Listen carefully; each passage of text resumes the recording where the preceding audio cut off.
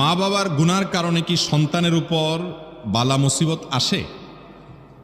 মা বাবা যদি কোনো পাপ করে, কোনো অপরাধ করে, কোনো অন্যায় করে, যত খারাপ কাজই হোক না কেন, এর জন্য সন্তানের উপরে কোনো দায় দায়িত্ব, বিশেষ করে ওই পাপের প্রায়শ্চিত্ত শাস্তি সন্তানকে কখনো ভোগ করতে হয় না, হবে না। কারণ আল্লাহ রাব্বুল আলামিনের কাছে কোনো জুলুম বলতে কিছু নেই। আল্লাহ তাআলা কোরআনে কারীমে বলেছেন, ওয়া আল্লা তাজিরু ওয়াজিরাতুন ভিজরা উখরা, দুনিয়ার কোনো কেউ একজন আরেকজনের পাপের বোঝা বহন করবে না। আল্লাহ আরো বলেছেন, ওয়া আল্লাইসা লিল ইনসানি ইল্লা মা সাআ, মানুষ নিজের জন্য যা করবে সে ওইটার বিনিময় পাবে, আরেকজনে কি করলো নেকামল সেটা সে পাবে না। এজন্য কোনো বাপ খারাপ দেখে সন্তানকে খারাপ বলা যাবে না। আমাদের সমাজে দেখবেন একটা বাপ কথার কথা চুরি করছে, হয়তো কোনো একটা আকাম করছে, বাপ তো পরের কথা, অনেক সময় ভাই দূর খারাপ কিছু করছে, তো দেখা যায় ওইটার জন্য ভাইকে ভৎসনা করা হয়, ছেলেকে মানুষ দোষারোপ করে, তার সাথে মানুষ খারাপ আচরণ করে, আছে না নাই? বাপের দোষে কখনো সন্তান দোষী হয় না, আবার সন্তানের দোষেও কখনো বাপ দোষী হয় না। যার যার দোষ তাকে পাবে।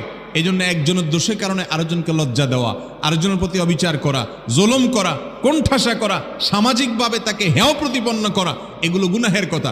গ্রামাঞ্চলে এগুলো অহরহ হয়ে থাকে, যে কোনো কারণে ছেলে হয়তো একটা অপকর্ম করেছে, বাপ বেচারা আর কোথাও উঠতে পারে না, কোনো সমাজ তাকে নেয় না, তার সাথে কথা বলে না, আছে না নাই? এগুলো হারাম এবং নাজায়েজ কাজ, এগুলো করা জায়েজ নাই। যার কারণে বাবার পাপ বাবাকে পাবে, মায়ের পাপ মাকে পাবে।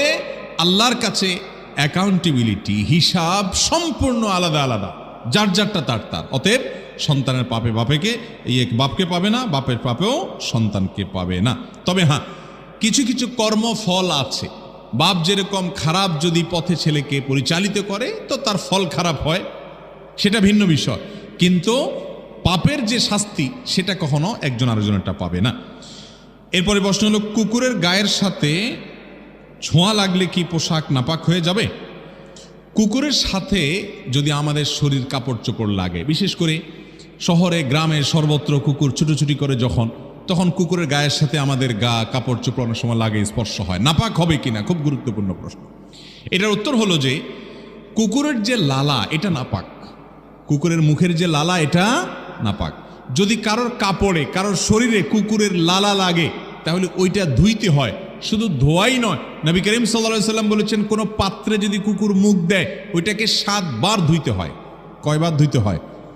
বিজ্ঞান গবেষণা করে হয়তো বাইর করছে বা করবে যে কুকুরের মুখে হয়তো এমন কোনো জার্ম আছে যেটা এতবার না ধুইলে যাবে না, মারাত্মক কোনো